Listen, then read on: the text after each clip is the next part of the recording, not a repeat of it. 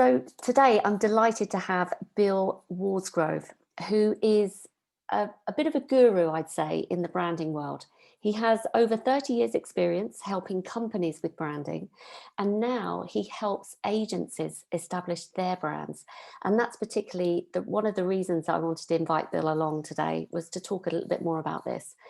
Bill has such an impressive background that I've struggled to pick out some key points in his career to kind of highlight, but there are a couple of things. One, you were creative director for Coley and also Future Brands. Yeah. You obviously run your own branding consultancy for many, many years, and you have a lot of experience both in paint and branding beers. And some of the names are Heineken, Budweiser, Pils. You've also worked on Benetton, B&Q, and I'm sure hundreds of others. You also run workshops for agencies to establish their brand. And you're also a university lecturer. I don't know where you find the time to do that. As if that wasn't enough, you also advise agencies. So you sit on the board of a couple of agencies, one of which is Studio Blup, as non-exec. So Bill, welcome to the show. I'm really delighted to have you with someone with such experience here. So thank you for joining me. Well, thank you. That's just a great introduction. You know, I feel like it's like if I was on stage, I'd say, "Hello, London," but no, hello, lockdown. You can still say that. But I was going to say, would you mind spending a couple of minutes, first of all, just kind of filling in the gaps to your background and experience? Yeah, well, it's interesting. What you say, I'm not a university lecturer. I'm a visiting lecturer at several art colleges and universities. And one of the lectures I give is all about personal branding. And personal branding is really to help sort of third-year students think about how they brand themselves to go out to the world, how they launch themselves, how they celebrate their differences and their unique qualities. And one of the slides I put up is saying, where I never knew that I'd be where I am now 30 years ago. Because, you know, here am I now, a brand consultant, specializing in digital strategy for agencies and talking about personal branding, talking about color theory. These are not things I started out doing. When I kind of left school, I went to art college to be a graphic designer. And that was a pretty difficult choice because I also was offered a place to do history, which is my other passion at university. When I told my father, I said, look, I'm not going to take the history place, I'm going to go to art school. He said, and I've used this adage before, he said, you don't go to art school, you'll never get a career out of that. It's and also it's sex, drugs and rock and roll. I said, Dad, you just sold it to me. Yeah. Brilliant account management. Brilliant. So yeah, I went to art school and thought I wanted to go into advertising. In fact, I did. I spent, after I left art school, I went to the creative department at Ogilvy and Mather. And I was there for about 3 or 4 months. And I really didn't like advertising. I didn't like being in a creative department that had no contact with the clients. And I was talking to friends about it and they said, well, you ought to go and work maybe for a branding agency. You know, you're not stuck in advertising. I then went to work for a very small agency before I joined Coley and really enjoyed it because with a small agency, you were both creating and also presenting your work to clients. And I began to realize my passion was not just about the creative work itself, but also being passionate about explaining why the creative solutions were right for a client. I began to enjoy talking about why creativity mattered. And I went on to be creative director at Coley Porter Bell, and I was stopped one day by my managing director who said, and she was a very bright woman, she said, do you know, Bill, I think you're wasted in the studio. And I thought I was being told off, you know, you're no good. And she actually didn't mean that at all. She said, you're much more valuable to us selling design to our clients than you are actually being stuck on the drawing board as it was then and then the computer. And I began to think about this. And I went back and told my wife this, and she said, oh yeah, she's right. You know, you're passionate about your subject. And obviously, you know, she's seen when I've been out with friends at dinner parties and describing the latest projects I'm working on, how passionate I was about them. And so I kind of moved from being a creative to, by default, being a sort of client manager, if you like, and managing fairly large accounts at the time, which included things like Dulux Paint, Holston Pills, which is where the beer and paint thing started, and several other brands like Nestle and Unilever, and retail brands like Tesco. And began to become really interested in, then I started reading up about the theories of branding. realizing that I couldn't just talk about design, I had to talk about why design worked for business. So then began to read books like The Big Idea and Fishing in the Deep Water and several other books which are all about how brands have to differentiate themselves. And it's interesting, Coley Portobello was a great place to sort of start my career because it was a strategic design agency, which was one of the sort of pioneers in the 90s at actually talking about strategy and design, which is why in the end, they were bought by WPP, because Martin Sorrell could see that absolutely what Coley Portobello were trying to do had a very close link to what his agencies were doing. So ironically, I started working with Ogilvy and Mather again. So funny. You can't get rid of it. So since then, is it okay to carry on? Please do. This is fascinating. Since then, after WPP bought Coley Portobello, I didn't like being in the large agency group, to be fair.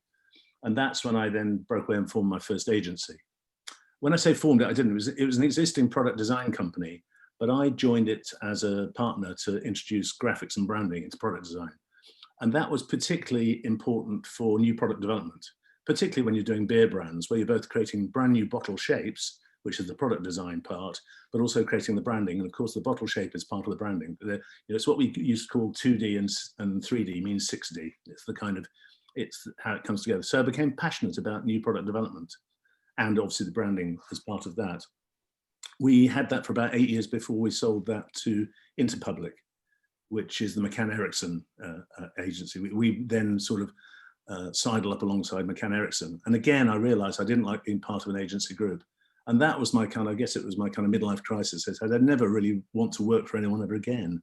I quite enjoyed running my own agency. That's what I should be doing. So ever since then, I've had several other consultancies, but now I'm an independent brand consultant. I think somebody described, the hitting 40 moment as being, you want to only work for yourself means that you've decided you're unemployable, which I think was probably what I meant. Because I was too opinionated. There's nothing wrong with that, Bill. There's so much that I want to dive into. Before I start asking my questions that I've kind of established, I want to pick up on something you said about strategic design.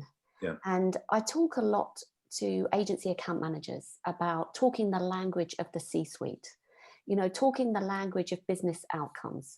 Yeah. And I would just love your thoughts. If you can explain to me, how do you, perhaps you don't need to, but how can you convince the C-suite that design has a place at the table, that it's going to actually make a difference to the bottom line? It's a good point. I guess it's why almost all projects that I've been involved in for the last 15 years always start with the brand workshop, which is actually when you sit around the table with all the key stakeholders and work out what's the current status of the business, what's the current status of the brand, what are the things we need to do which define what the communication and creative briefs should be. Because obviously a design is only as good as the brief. But of course, everything is designed. You can't say design isn't at the table, because there's nothing that isn't designed. Everything we see around us is designed by somebody.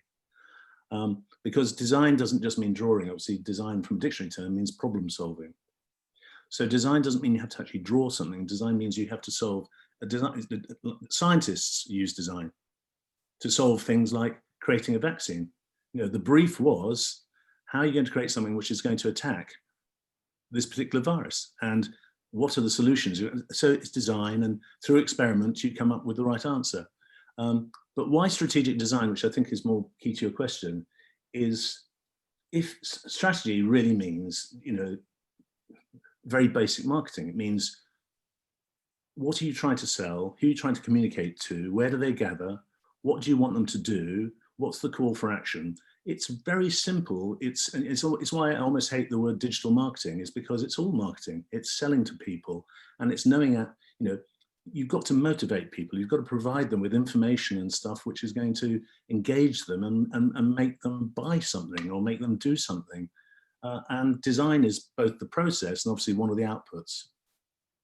If that's this is great. The other question I was going to ask you was, a lot of people have different interpretations of what a brand is. And I know there's lots of descriptions of how to explain what is a brand. How do you define a brand? Yeah, well, I think that for me, a brand is a promise. And I agree with you. The problem for me with a lot of sort of brand strategy stuff is there have been so many things going around the world of branding in terms of, is it a brand mission, a brand vision, a brand proposition, value, and people get confused by the terminology. And for me, it's about a promise delivered. That's what a brand should be.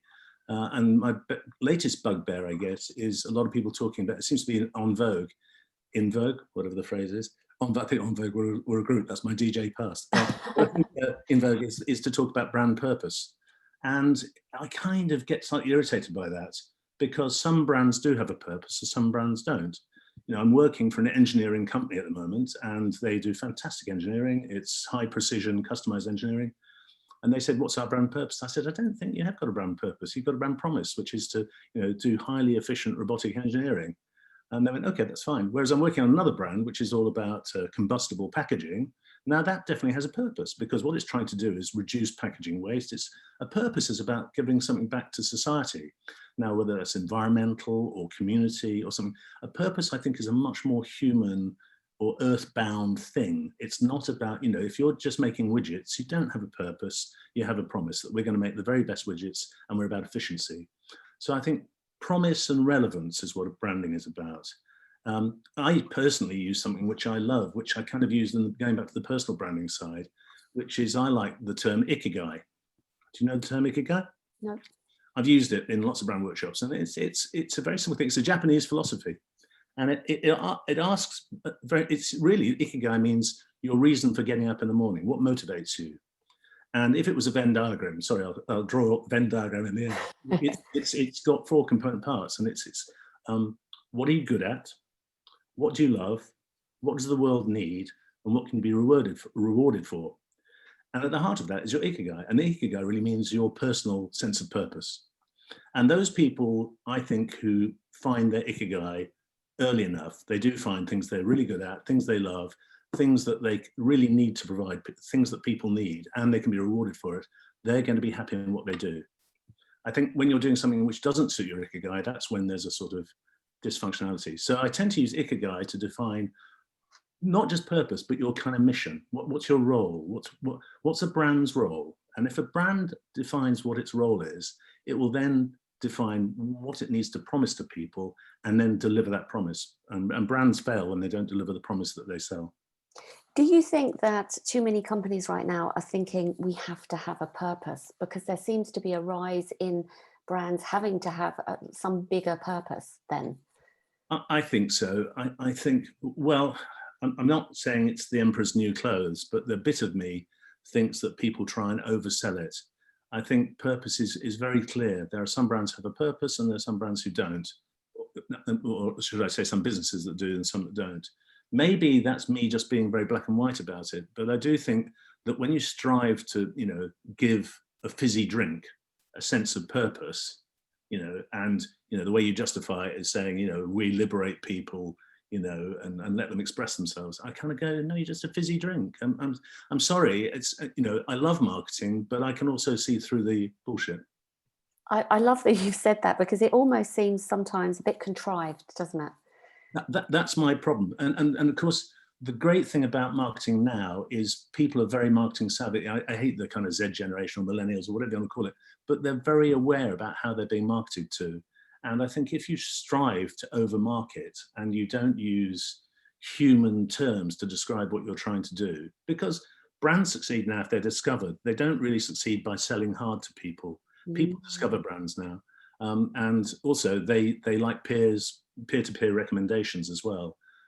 So I think trying to sell purpose when you really don't have one absolutely is probably, it makes me cringe. It's like scraping your nails on a blackboard to me. I can see through what you're doing. It's just, it doesn't work. I think if everyone's honest, I think that's the same kind of impact that it has on individuals as well. Yeah.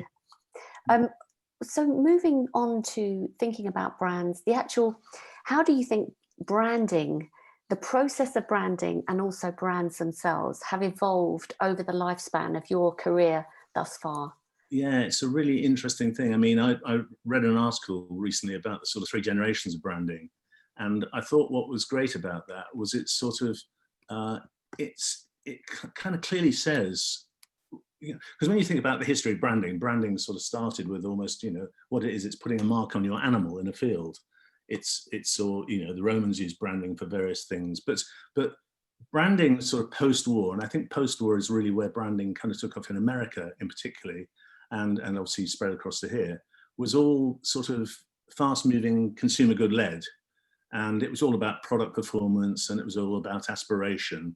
And it was branding was about ownership of something. Of course, it was about owning a product or a service. And then it was about giving that message out.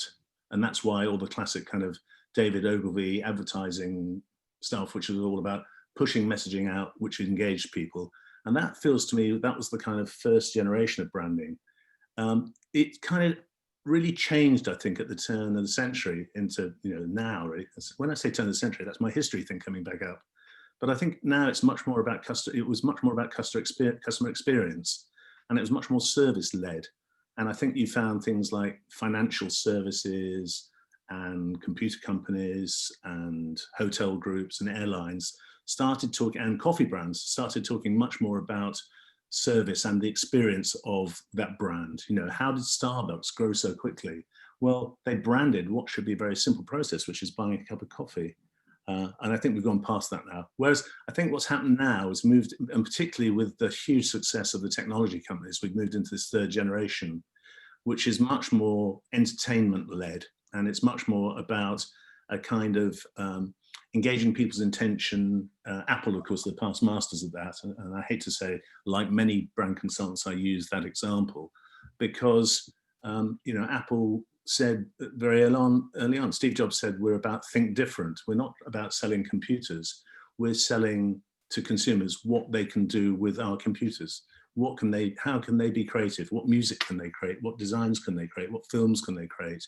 So the think different was trying to be almost anti-technology and saying, we're empowering you because we made a computer system which you don't have to be nerdish to understand. Sorry for all you nerds out there.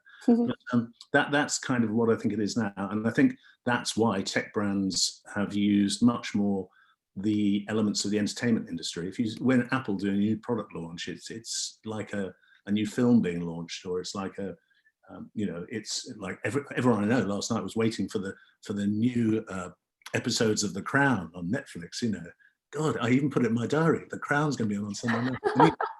The thing is, but I think brands now use much more about that sort of. So I think there is, and it's not my thinking. There's several people writing about this kind of 3 generations of branding, and I think they have moved from the hard sell of products, then the experience of being with the products, and now it's much more about the expectation. And particularly as a lot of successful brands now are not tangible things. I mean, Google, massive brand, but we think it's a free service. It's not a free service. Google, you are part of the brand now. It wants to own information about you. You are the content.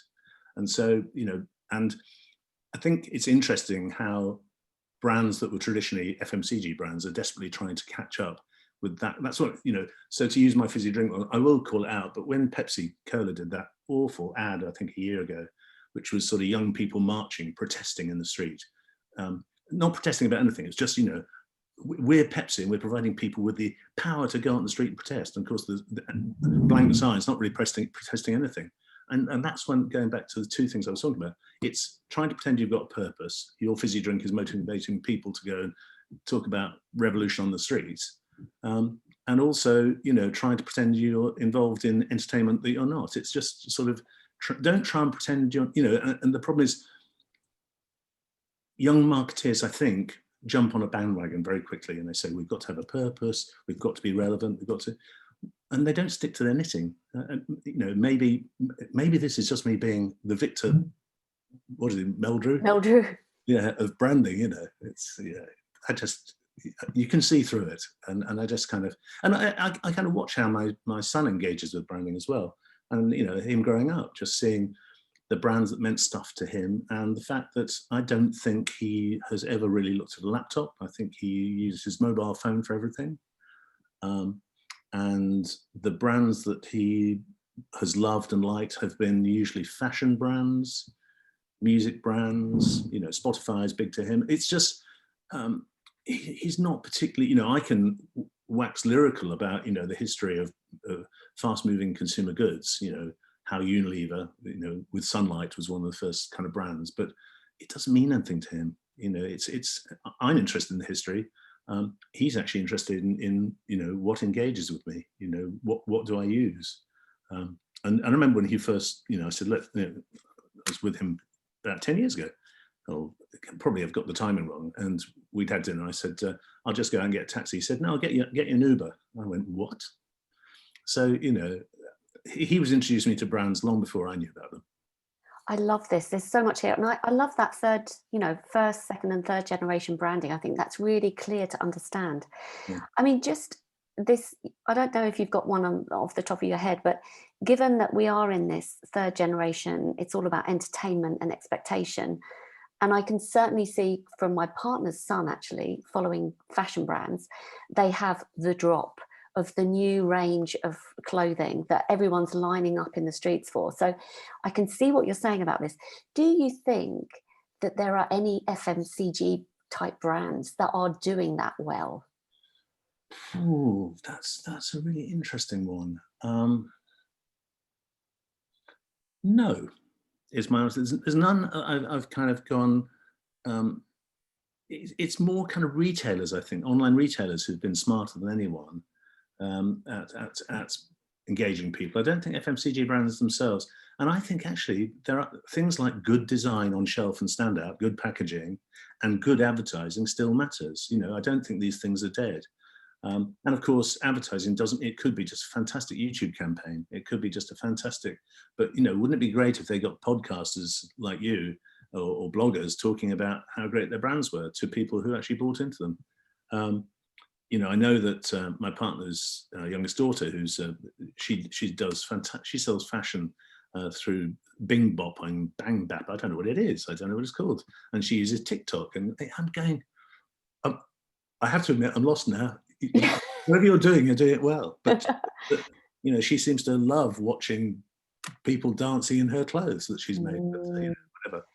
Before I go on to how you help agencies specifically, I want to kind of pick up a little bit further on this because you work with Blup, Studio Blup. I had to look them up, to be honest, but I realized how sort of trendy they are and how kind of what a famous youth brand they are. So on this point about, the third generation branding and your experience with guiding Studio Blup, can you kind of just give us a little bit of background on how you help them and what they're doing that's different? Yeah, it's a good point. I mean, in a way, Studio Blup has been sort of a happy accident for me in serendipity. I discovered them because they did a website that I admired for a client of mine. And I said, how did you find these people? And I think it was through a connection through college, students or whatever. And said, well, I'd love to go and see them. Found out they were in Islington, went up to see them and got on with them like house on fire. And we started talking away, and they're a different generation from me. They were probably 10 years out of, or 8 or 10 years out of college, and just doing some fantastic stuff. And they were sort of founded on the basis of being much more sort of design and illustration agency, because the creative director came from a background of graffiti design, and he had lots of friends in the sort of grime industry, the music industry. And so they were being used by brands like Nike and Universal for doing great social media campaigns. And when I started talking to them, they said, well, we'd really like some help on two things. One is more on our direction. So I'm no longer a non-executive director, by the way. I'll explain why. A non-executive director was always a kind of inverted commas. I was more a mentor for them. And they wanted to think about how to repurpose themselves to make their brand more relevant. And they wanted to add in branding services to what they were doing. So I started doing brand workshops for them, because to help, what I said, brand workshop helps clarify the brief. They were very frustrated that some of the briefs they were getting were pretty fuzzy. And, when I was at Future Brand, we were forever offering writing the briefs for our clients' service. Because actually, sometimes clients know they want to do something, but actually writing the brief is a really hard thing to do. And so I started doing brand workshops to help clarify the brief. And of course, they could add that as an additional consultancy service into their fee basis.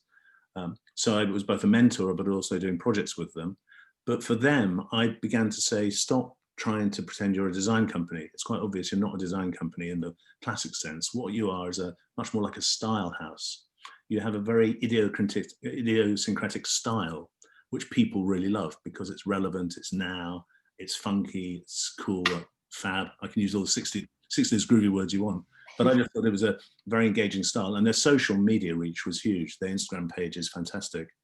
And I said, instead of saying we are another design company, because there's hundreds of them knocking on the same doors, why don't you say that we're a style house and that we're rooted in culture, that we look at the streets, we absorb and we put it back into our designs. And almost say, we have our own distinctive style. If you want some of that, come and work with Blup, because nobody else has it. Not, we're another design company knocking on your door. And so we kind of push that further, that they are a style house with this unique way of remixing things. If you look at their work, and I would say look at their Instagram page, because the website isn't the key thing really. Their following on their Instagram page is huge, and the fact they get so many projects from people going, we really like what you're doing. And they're hugely cheeky as well, in terms of, they started doing what they call Disney remixes, which were taking, and I know Dines, as creative director, loves, like me, he's got a love of comic books and cartoons and all that kind of stuff. And they did these Disney remixes, and they got approached by Disney. And I thought, oh my God, they're going to be sued. And Disney say, we love your stuff, would you do some work with us? So it's that kind of, it's an attitude which is not that we're yet another design agency. We have our own style, and if you buy into it, we can prove that people really follow it. And so much so, they started managing some of their clients' social media accounts as well. Wow. Do you know, as you're talking, I was just thinking of a slight sort of a different industry, but a similar kind of thing, where, George Northwood, I go and I get my hair done at George Northwood. And if you go to George Northwood, it's a type of cut that you get. They cut all in the same way in George Northwood style. He's really very popular on social media. He does some stars, and it's a similar kind of thing what you're describing. And I don't know many other sort of, you've called them a style house, but originally they're a design agency that have that kind of, you come to us and we will help you with the way we do this, that's going to keep you relevant and now. Do you know anyone else that's doing that? No, but I'll just finish the Blup. It's good. I will go on to that. But the other thing they were doing, which I thought was great, is because their other passion is not just design and illustration and graffiti and video and all that kind of stuff, and animation, but they love clothes and fashion. And so very early on, they started doing their own fashion items. So when you go to the Blup site, it's not just to look at their work. You can buy a T-shirt or a bag or a hat or whatever. And I thought that was extraordinary. And I thought it was just a sort of vanity, luxury bit of project. But weirdly enough, the fact they do that makes them appear more like a style fashion house. In fact, their clothes have been very popular with the community they know. So in the grime community, and they gave samples out. It's very clever marketing. So much so they did a pop-up shop last year just to test it in Soho, and sold out of all the items within the 3 to 4 weeks later. So I think the analogy of, because if you think about it, I know my partner has particular fashion brands that she buys into, and she will constantly look either online or in store to see what those fashion brands are doing. And I think that's what people do with Blup. So, and of course, they're still a very good creative design house. They do great identity stuff, but I think it's kind of, you've got to buy into the Blup way. And so much so, part of their success, and I'd like to think I've contributed part of that as a mentor, is they were bought by the Lab Group at the beginning of this year, actually during lockdown, which is extraordinary. But and that's because Johnny Toos, who's the chairman of the Lab Group, he was also another mentor to Blup, the managing director, Alex. And, they were kind of chatting away about what the future was. And I think Johnny must have had a eureka moment. He said, well, why don't you join our group? Because the Lab Group is one of the companies that I really admire. What they're trying to do is build up this sort of digitech way of approaching branding, which is what I call all brands should be doing this now, which is having a digital first approach to branding. Much as I say I hate digital marketing, I do, the terminology of digital marketing, but you have to understand, and particularly with brands are becoming critically aware of this. Lockdown has exposed this. Things won't change after lockdown.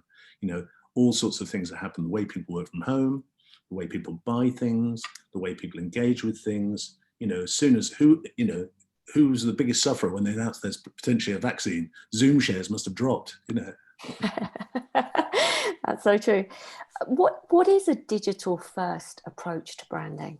Digital first is, I guess, the prime example of that, obviously Apple, I won't use them again, but Airbnb would be one that I would say is that it starts off with is what's the first thing you see on Airbnb is probably the app on your phone.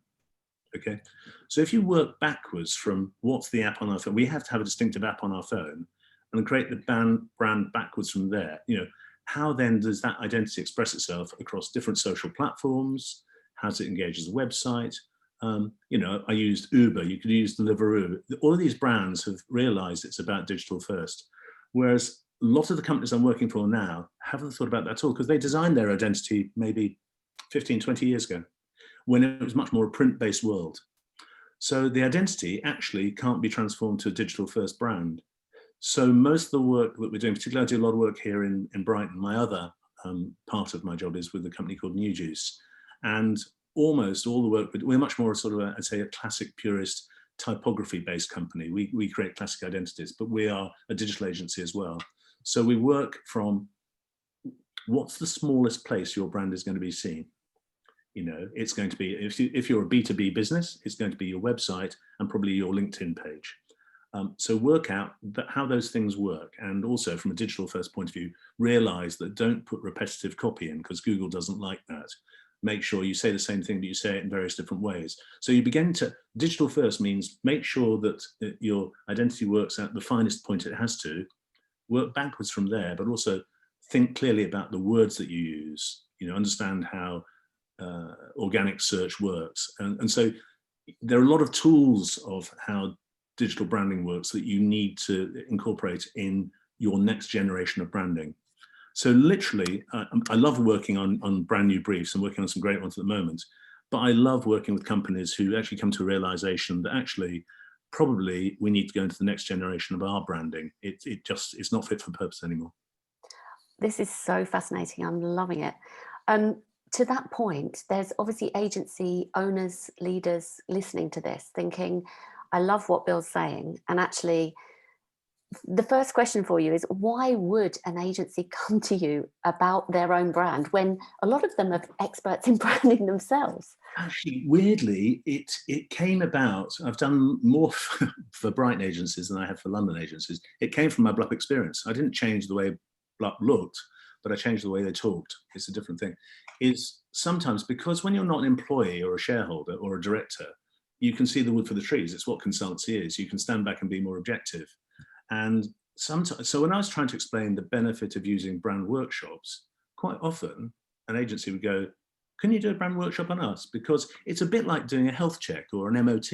It's just going, where are we fit for purpose? And of course, when you do a brand workshop for an agency, I've done several now, I've done 4 or 5 here in Brighton in the last 2 years, they're just checking from an objective point of view. It's not that they don't have the skills themselves, but quite often, you know what it's like when you've got your own business, you're immersed in it. And sometimes you just want, it's a bit like having, you know, and my joke is, you know, being a consultant is stealing somebody's watch and telling them the time. You know, it's, you know, you're not telling them anything they don't know, but they quite like having it as a health check.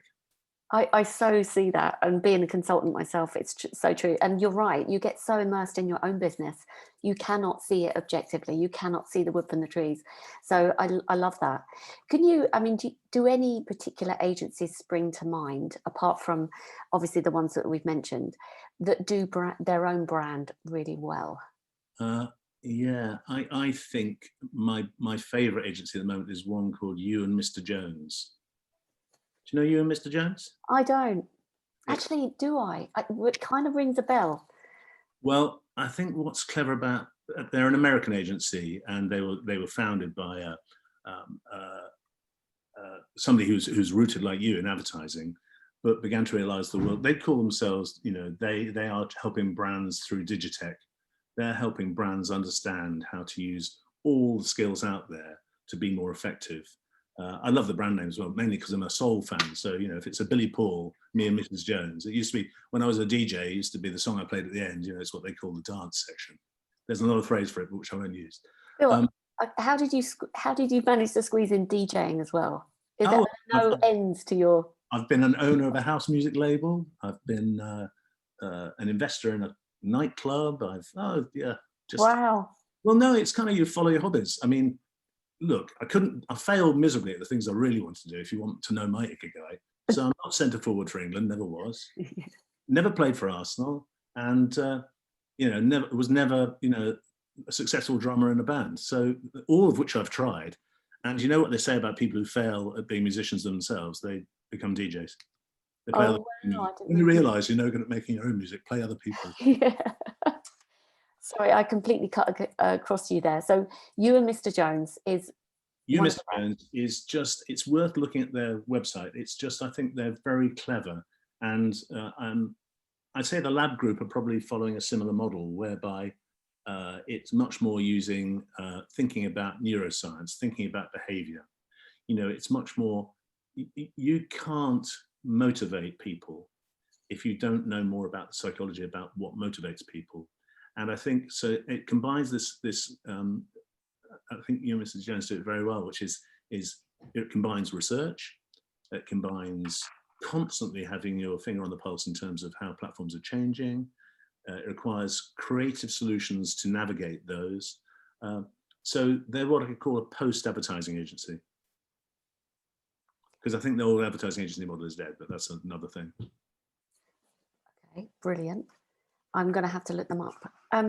If there's an agency leader there thinking, I love what Bill's saying and I would love to work with him on my brand, can you just give us a kind of brief overview of how you approach that task? Yeah, well, I mean, I'll go back, it's a good question. I'll go back to why I've worked with some agencies in the past. One agency I worked with, they wanted to reframe what they were doing because their agency name, I won't name them, was the two partners' names, and the two partners had fallen out. So the remaining partner wanted to then reframe what the agency was about and rename it, of course. So that was a very specific task. And so I don't just work on agencies' work. The reason I do work with agencies is to help them sell brand workshops as part of their service. And as I say, I do brand workshops for them to show them the process. Sorry, go back. So the reason you want some third-party help, some objectivity, is because you've obviously decided you either want to change your proposition or your promise, or you want to add existing services, or you want to go into new markets, or there'll be a different reason. And like anything, until you ask the right questions, you can't come up with the right answer. Everything is, I like the word bespoke, but that's a fashion telling. It's probably customized. Everything has to be customized to the problem, because every problem is different. It shares similar things because branding is like tree rings or fingerprints. Everyone has their unique fingerprint and every tree has a unique tree ring, but they exist and we know why they exist. And is the process of working with that agency, do you do what you mentioned before about getting all the stakeholders around the table to do that process with you? And if so, how long does that take? And the classic brand workshop is probably about 3 days, and it will be, the first day would be me researching the competition and researching the category. I do this for clients as well as agencies. I say it would be, let me go and find out how the world sees you in this sea of other brands that you're competing with. Tell me who you think your key competitors are. And in that, I'll also probably look at some other categories as well, where other people are doing good stuff. So that audit and research happens first. Research is really critical for any workshop. That means you go into a workshop with a few preconceived ideas, and this is what I've seen and observed. What do you think? So it's like putting a straw man into the conversation, which allows the stakeholders around the table then to go, oh, actually, yeah. And of course, in a brand workshop, there's no wrong or right. It should be a sense where everyone can just bring ideas to the table. And quite often you'll find somebody who's maybe more junior has a really bright idea for the business, and the workshop actually brings it to the surface where everyone goes, that's a really bright idea, whereby it may not have come out of the normal systems, within the office. It's a chance to talk about our brand or our business in a kind of objective consensus. So the workshop can be a half day or a full day. And of course, a lot of these workshops now are being done by Zoom. But of course, you can do that with the audit and questionnaire, then the Zoom call.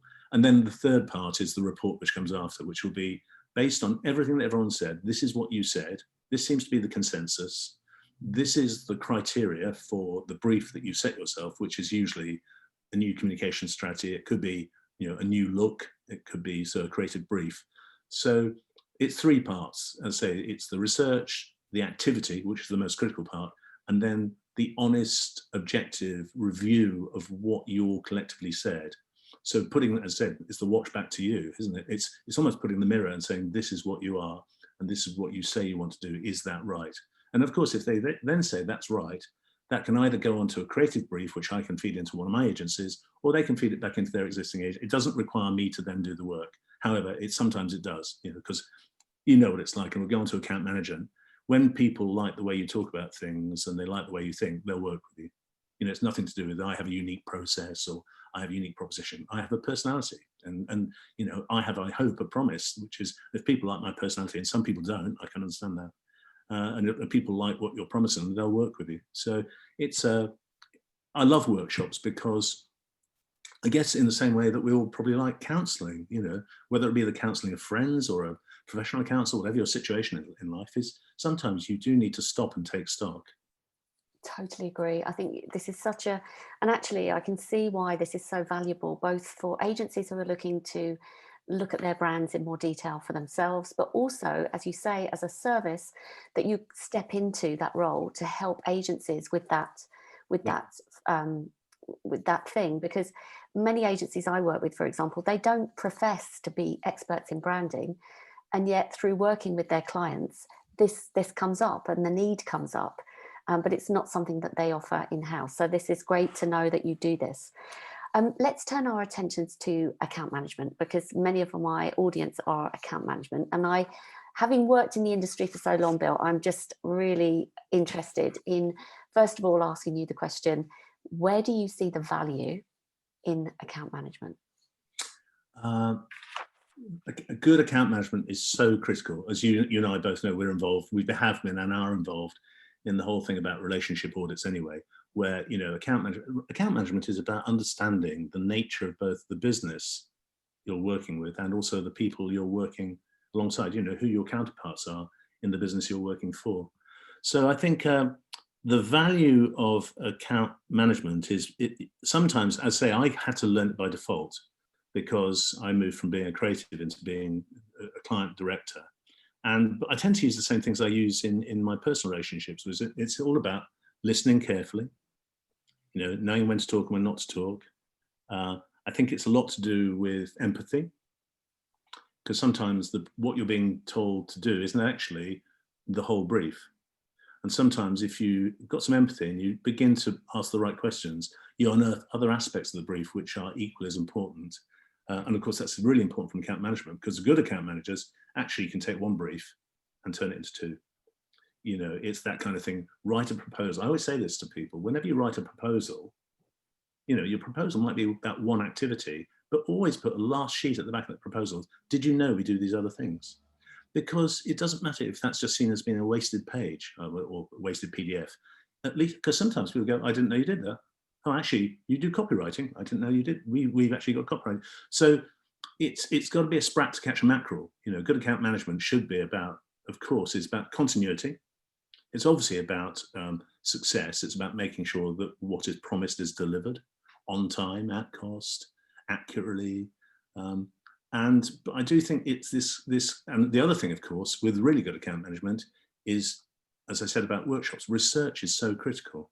Not just research on the company you're just about to work for if you won the pitch, research on what their competitors are doing, and research on the individuals you're working with. I know that Simon, a friend of ours, has said that, he made it his job whenever he was, as an account manager, would find out, what are the interests of the person you're going, are they interested in music, fashion, football?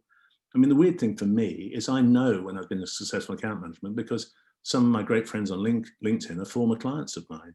And, we talk about football, music, politics, how much we hate Trump, all that kind of stuff, what cat videos we like. I'm joking. But you kind of, and I say to a good candidate, don't go out to try and be somebody's friend, just be a really good professional. But if a friendship evolves out of that, then, I've probably, in my career, worked for the same person in 3 different roles for 3 different companies. In other words, they've carried me along with them, no matter what agency I've been working, whether it's my own or for somebody else, into that. So people, I think people develop a shorthand together. Good account management is developing that shorthand so that actually everything isn't laboured. Because I think the other thing we've got to remember is we think what the services we're providing is so important, but they're not the most important thing in a client's life. You've got to recognise what you're doing. It may be a fun part of what they do. It's probably more fun than, you know, doing reviews of packaging lines or whatever it is. But and obviously they love the results, and when it motivates them, it really motivates them. But it goes back to, if you have all that thing, that listening, that empathy, and you really do some research, you're bound to probably have a better relationship. It may not be the strongest bond ever.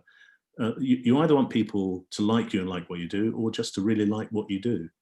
The liking you isn't the critical thing, but it often goes hand in hand. I love all of that, everything that you've said. And I think, like you said, research is really important as well. It's bringing insight and ideas to the client that perhaps they hadn't considered. In terms of any high performing account managers you've experienced or you've worked with in the past, can you think of any examples where they've, you know, specifically delivered a lot of value either to the client or the agency? I mean, when we grew Planet very rapidly, Planet was the first company that I was a director of myself, which was the new product development agency where we use 3D design, product design and branding. We very quickly realized that as a group of creatives, and we were all creatives, that there were limitations to some of our skills. And 3 of our clients over a period of 2 years then said, I really like your agency, I'd love to switch sides. And 2 of them came from Unilever, 1 of them came from Diageo, I think. And they were the best account managers we ever had because, and they've all actually gone on and started their own agencies. We were just a stepping stone for them. Hey, c'est la vie, you know, but that's life out there. But the fact they'd come from the client side meant that they instinctively knew what clients wanted and how clients needed to be talked to. And also the key thing we learned from them was actually how to provide stuff to your clients which they could use to sell up to their bosses as well. In other words, how you provide information in a way which is useful. So what I got out there was a real understanding about what it must be like to be working inside Unilever or Nestle or Diageo. You know, what are the things that are important there, or Coca-Cola. I remember once I was speaking to the marketing director of Coca-Cola, his good friend, and I said, how come Coca-Cola has all these problems launching new products? She said, the problem is we've got too many clever people. I said, what do you mean? She said, we've got so many clever people that often ideas get stuck in the system because everyone's adding their, you know, it's almost, we don't have a streamlined system. And I think what they did for some of their revolutionary new products is they had a breakout team who went and worked in a separate office completely. Because the problem is if you have too many people, you don't get clear cut through. This is brilliant. Bill, I feel like I could talk to you all day, but I've just looked at the time. So I'm really keen to get your view on what do you think is the future of agencies and the future of the agency model? Any thoughts on that? Yeah, this is an area, again, Simon, a mutual friend, and I were talking about the other week, which is that I think it must be so tough for clients to work out where to get the services they need. You know, it used to be simple. You know, you had your advertising agency, you had your design agency, you had your public relations agency, etc. But the digital world's changed all of that. And the problem is, I think you've got digital agencies who are pretending they're branding agencies who are saying they're social media agencies, people saying not sticking to their task. So I think the future of agencies is actually saying, again, going back to branding themselves so they really know what their promise is. What are they really good at? Focus on what they're really good at. They can still sell a whole bunch of other services, but understand the hierarchy of how you communicate what you do. Don't pretend to be things you're not. You know, if really you're great at public relations and you have fantastic insight about how to, you know, speak to magazines and you've got a great relationship with journalists, that's your strength. The fact you can do social media stuff as well is it, don't pretend you're a social media expert. You know, and you've got hands-on touch to all the, you know, the guru bloggers out there. And it's just, I think, stick to your knitting. But the future agencies means that lots of agencies are going to be confusing people by pretending they're everything to all men, and it's a very grey area out there. I think shopping it must be really difficult. I think it's why, you know, the clever agency groups, and you know, much as you know, there are things about WPB I don't agree with, but what Martin was brilliant at was sorting out what was this is the digital service within our agency, this is the advertising service within our agency, this is the creative, saying it's all about, we're passionate about doing branding. And of course, that's why you and Mr. Jones is an agency, they're talking about guiding people through digital technology.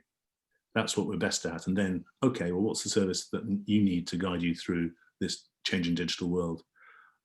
So I think, and it's why with Studio Blup, it's very clear what they are good at, and it's why they're part of the lab group now. They are a great creative hot shop. They have their own style, their own unique way of doing things, which people buy into, and has that way of working.